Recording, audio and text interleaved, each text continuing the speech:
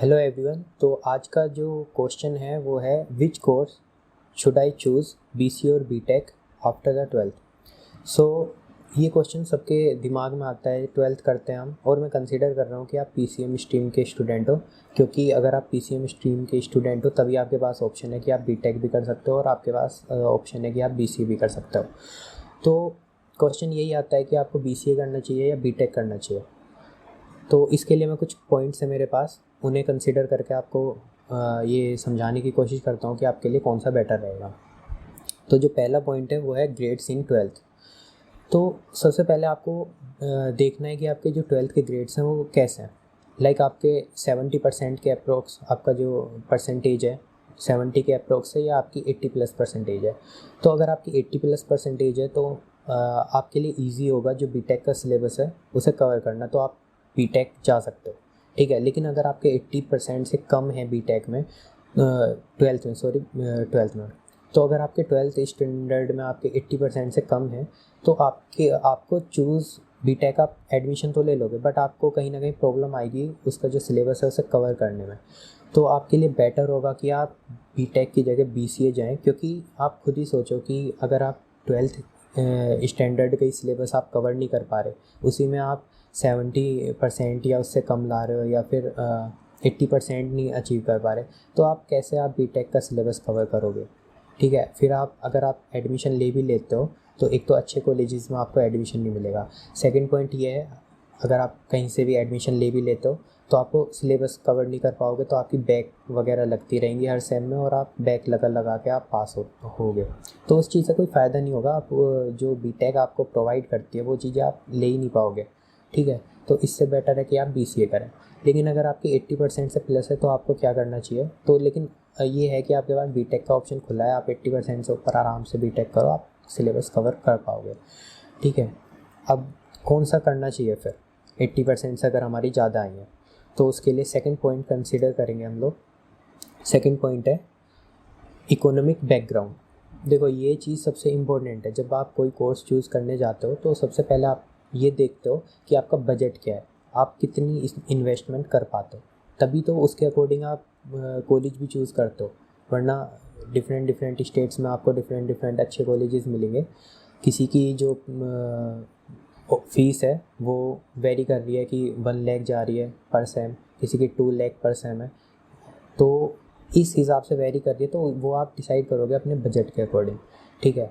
तो इससे मैं ये बोलूँगा कि आपको सबसे पहले अपना देखना है कि आपका बजट क्या है, ठीक है। फैमिली आपकी अफोर्ड करा पा रही है कि आप बीटेक की जो फ़ीस है उसको अफोर्ड करा पा रही है या नहीं करा पा रही। तो मैं आपको एक एग्जांपल दे देता हूँ, जो एवरेज बीटेक और बीसीए की फ़ीस होती है, जिससे आपको ईज़िली आप उसको कंपेयर कर सको और अपना बजट चूज़ कर सको कि आपका लगभग बजट कितना है। तो जो बीटेक की फ़ीस होती है वो किसी ठीक ठाक कॉलेज की वो 1 लाख पर सेमेस्टर की आपको मिलेगी, ठीक है। तो इस हिसाब से आपको 2 लाख पर ईयर की आपको एवरेज लगभग फ़ीस मिलेगी आपको, ठीक है। इससे ज़्यादा ही ज़्यादा मिलेगी, इससे कम नहीं मिलने की। और अगर इससे कम भी कुछ कॉलेजेस की होती है तो वो कॉलेज इतने ज़्यादा मतलब अच्छे नहीं होते हैं, उनकी एजुकेशन इतनी अच्छी नहीं होती, तो आपको ठीक ठाक कॉलेज की इतनी फ़ीस मिलेगी। लेकिन जब आप बीसीए को कंसिडर करते हैं तो बीसीए की आपकी पर ईयर 1 लाख से 1.25 लाख पर ईयर की आपको फ़ीस पड़ जाती है, तो इसमें काफ़ी ज़्यादा डिफरेंस है। सेकंड चीज़ आपकी ये है कि बीटेक 4 ईयर का कोर्स है और बीसीए 3 ईयर का कोर्स है, तो कहीं ना कहीं आपको 1 ईयर एक्स्ट्रा है बीटेक में, तो आपको वो 2 लाख जो फ़ीस है वो एक्स्ट्रा लगेगी आपको, ओवरऑल जो कोर्स की फ़ीस होगी एज़ कम्पेयर टू बीसीए, क्योंकि वो 3 साल का कोर्स है तो आपकी फ़ीस कहीं ना कहीं कम लगेगी। तो क्वेश्चन ये आता है कि इसके अकॉर्डिंग फिर आपको चूज़, क्योंकि अगर आप इन्वेस्ट ही नहीं कर पाओगे, अगर आप बीटेक को सोच भी रहे हो चूज़ करने के, लेकिन आपका इतना बजट ही नहीं है कि आप अफोर्ड कर पाओ इस कोर्स को, तो कोई फ़ायदा नहीं है उस चीज़ में कोई कंपैरिजन करने का या सोचने का भी कि फिर मैं बीटेक करूं, क्योंकि कोई क्वेश्चन ही नहीं उठता ना। जब आप अफोर्ड ही नहीं कर पा रहे तो आप बीसीए कर लो, फिर वो आपको अफोर्ड भी कर पाओगे।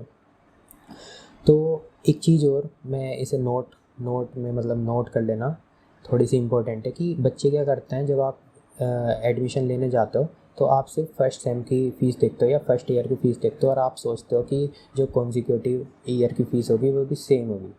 लेकिन ऐसा नहीं है। आप हमेशा ये चीज़ ज़रूर चेक करना कि जो आप फर्स्ट ईयर की फ़ीस है वो बाकी जो ईयर की फ़ीस है वो भी सेम है या डिफरेंट है। उस हिसाब से आप अपना बजट डिसाइड करना। ये नहीं कि फ़र्स्ट ईयर की फ़ीस देखी, ओके 1 लाख है तो 4 से लाइक मल्टीप्लाई कर दिया, बस ऐसे नहीं होता, ठीक है। ये आप ज़रूर देखना कि फ़र्स्ट ईयर की कितनी फ़ीस है। हर एक ईयर की फ़ीस डिफरेंट हो सकती है, ठीक है। ऐसा भी होता है कि पहले साल आपको 2 लाख पर ईयर की फ़ीस पड़ती है बीटेक में, और जो 4th ईयर है उसमें आपको 3 लाख पर ईयर की फ़ीस हो गई। तो उस हिसाब से आपको अपना बजट डिसाइड करना है। और अगर आपके बजट आप मतलब आपकी फैमिली की कंडीशन के अकॉर्डिंग आपको अलाउ है करना, तो या आप अफोर्ड कर सकते हो तो आप बीटेक के लिए जा सकते हो। 4th चीज़ आती है प्लेसमेंट, जो सबसे इम्पोर्टेंट है कि स्टूडेंट के लिए जो कि कॉलेज में जा रहा है, कोई कोर्स परस्यू कर रहा है, तो उसका मेन मोटिव यही होता है कि आपको प्लेसमेंट अच्छी मिल जाए। तो मैं बताना चाहूँगा जो प्लेसमेंट है वो एकदम ट्रुथ है, इसमें कोई शक की बात ही नहीं है कि आपको अपॉर्चुनिटीज़ बीटेक में ही ज़्यादा मिलेंगी, ठीक है। बीटेक में ही ज़्यादा मिलेंगी और इतनी ज़्यादा मिलेंगी कि आप बीसीए भूल जाओ फिर। लेकिन इसमें एक क्वेश्चन है, क्या आप इस कैपेबल हो कि आप उन अपॉर्चुनिटीज़ को ग्रैब कर पाओ। इसके लिए मैं एक एग्जांपल देना चाहूँगा जिससे आपको ज़्यादा इजीली समझ में आ पाए। तो इसका एग्जांपल ऐसे है कि अगर एक स्टूडेंट है जो जेईई की तैयारी कर रहा है, जेईई मेंस एंड एडवांस, तो वो इस कैपेबल है कि वो मेंस का पेपर क्लियर कर लेगा। तो वो कोचिंग इंस्टीट्यूट में जाता है और अप्लाई सोचता है कि मैं एडवांस का जो कोर्स है, जैसे डिफरेंट रहते हैं कि मेंस का कोर्स के लिए अगर आप अप्लाई करोगे तो आपकी 1 लाख है कोचिंग की फ़ीस, और एडवांस के लिए 1.5 लाख है। तो वो सोचता है यार एडवांस का सिलेबस पढ़ूंगा मैं तो मेंस का तो मेरा इजीली कवर हो ही जाना है, मेंस तो मैं कर ही लूँगा। तो उसमें प्रॉब्लम क्या आती है कि आप एडवांस की फ़ीस देते हो, एक तो आपको ज़्यादा इन्वेस्ट करना पड़ता है, दूसरा आपको लगता है कि आप एडवांस की तैयारी कर रहे हो लेकिन आप करोगे मेंस क्लियर, ठीक है।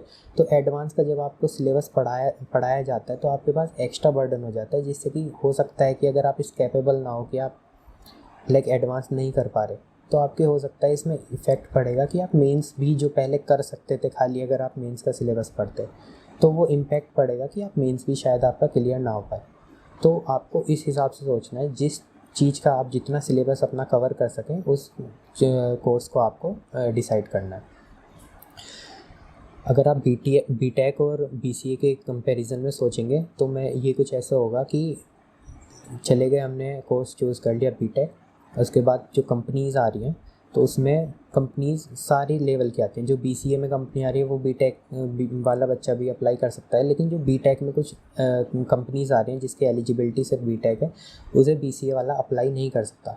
तो अगर आप बीटेक में जाके बीसीए वाली कंपनीज़ में प्लेस हो रहे हो तो उसका कोई फ़ायदा नहीं होता, कोई मतलब ही नहीं बनता यार कि तुम इतनी ज़्यादा फ़ीस दे रहे हो, 1 साल एक्स्ट्रा दे रहे हो, और पैकेज आप कौन सा ग्रैब कर रहे हो बीटेक करने के बाद जो आपका बीसीए वाला स्टूडेंट करता है। तो कोई मतलब बन रहा है इस चीज़ का, कोई मतलब नहीं बन रहा। आपने एक्स्ट्रा फ़ीस दी, आपने एक्स्ट्रा अपना ईयर दिया, ठीक है, आपने इतनी सारी मेहनत की, कोई उसका फ़ायदा नहीं हो रहा।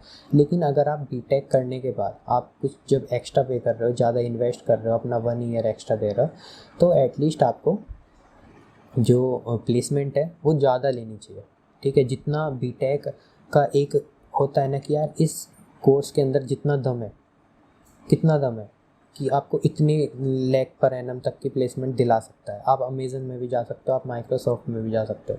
अमेज़न की लाइक एचटी वगैरह के पोस्ट के लिए बीटेक में कंपनीज़ वगैरह आती हैं, तो आप उसके लिए अप्लाई कर सकते हो 20, 25, 24, 30 लाख पर एनम। तो अगर आप अच्छी पैकेज ही नहीं ले पाओगे बीटेक के बाद, तो बीटेक कोर्स करने का कोई फ़ायदा नहीं होता। और इससे फिर हम कोर्स को भी बुरा भला कहते हैं कि यार बीटेक करके भी मतलब बच्चे की जस्ट इतनी सी लगी है तो कोर्स बेकार। तो कहीं ना कहीं हम फिर कोर्स को ही हम अपना वो देने लगते हैं, तो उससे कोई फ़ायदा नहीं है। तो ये आपको सोचना है, ये सारी चीज़ें कंसिडर करनी है। उसके बाद आपको डिसाइड करना है कि आप बीसीए करें कि बीटेक करें, ठीक है। ये चीज़ मैं एक और चीज़ बताऊंगा कि अगर आपको उन कंपनीज़ में जाना है जो कि बीटेक में आते हैं, आपको अपॉर्चुनिटीज़ ज़्यादा, जैसे कि मैंने बोला पहले ही कि अपॉर्चुनिटीज़ ज़्यादा मिलती हैं आपकी बीटेक में। तो अगर आपको उन कंपनीज़ में जाना है जो कि बीटेक का बच्चा एलिजिबल होता है, तो वो आपको मिलेगी बीसीए प्लस एमसीए से। फिर आपको क्या करना पड़ेगा, 2 साल का और एमसीए करना पड़ेगा बीसीए करने के बाद, तो आपका टोटल 5 ईयर का कोर्स हो जाता है। फिर आपको उन सारी कंपनीज़ में आप एलिजिबल हो जिसमें एक बीटेक का स्टूडेंट होता है। तो आपका कहीं ना कहीं 1 साल ज़्यादा हो जाता है, बट अगर आप फिर भी फीस वाइज सोचते हैं तो कहीं ना कहीं आपकी फ़ीस फिर भी बीटेक के अकॉर्डिंग कम पड़ती है, एक बीसीए प्लस एमसीए स्टूडेंट की को जो फ़ीस टोटल पड़ती है। तो आपको ये चीज़ें कंसीडर करनी है, आपका बजट कितना है, आपके ग्रेड्स कितने आए हैं 12th में। ऐसा ना हो कि आपका बजट तो है अच्छा खासा, ग्रेड्स आपके कम आए हैं, तो क्या फ़ायदा हो, आपकी बैकें लग रही हैं बीटेक करने के बाद भी, फिर आप बोलोगे कि यार बीटेक कोर्स तो बेकार है। फिर तो वो बच्चा बेटर है ना जो बीसीए करके आपसे अच्छी जो जॉब है, प्लेसमेंट है वो ले पा रहा है, क्योंकि आपको कम्पीट करना है। जो बीटेक में सारे स्टूडेंट्स आएंगे वो सारे अच्छे अच्छे ग्रेड्स से होंगे, कोई 90 प्लस है, कोई 95 प्लस है, तो आप 70 प्लस स्टूडेंट हो, आप बीटेक भी ले रहे हो और उनसे कम्पीट भी नहीं कर पा रहे हो। प्लेसमेंट में तो सब मिलेंगे ना आपको बच्चे बैठे हुए, तो उन सबसे आपको कम्पीट करना है। तो उस हिसाब से आपको डिसाइड करना है कि आप बीसीए करें या बीटेक करें, इन सब पॉइंट्स को आपको कंसीडर करना है। तो होप कि आपको ये सारे डाउट्स क्लियर हुए होंगे और आपको हो सकता है कि थोड़ी बहुत हेल्प मिले इस डिसीज़न को लेने में। तो अगर आपको थोड़ी सी भी हेल्प मिलती है तो आप लाइक बटन लाइक कर सकते हैं इस वीडियो को, और आपकी कोई क्वेरीज़ होती है या कोई डाउट होता है तो आप कमेंट सेक्शन में कमेंट डाल सकते हैं। मैं कोशिश करूँगा कि उसका रिप्लाई दूँ, या अगर कोई ऐसी क्वेरी होती है जिसके लिए एक वीडियो बनानी चाहिए तो मैं वीडियो बनाने की कोशिश करता हूँ।